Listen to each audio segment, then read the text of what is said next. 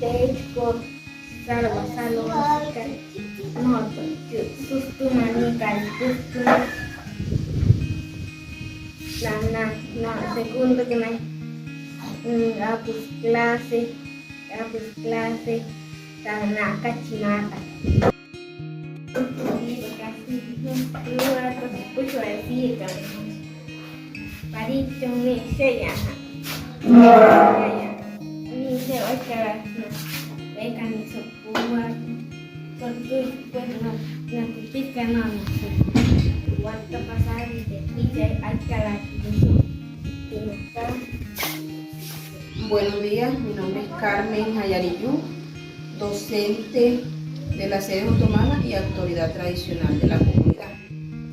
En estos momentos queremos mostrarles el estado en que se encuentran los pupitres. Nuestros niños vienen todos los días a clase, se encuentran con estos pupitres en mal estado, donde tienen que permanecer 5 horas, 6 horas en estos pupitres. Ellos aquí se maltratan por el estado y al momento de escribir también se cansan mucho. Y a pesar de que están maltratados, no son suficientes.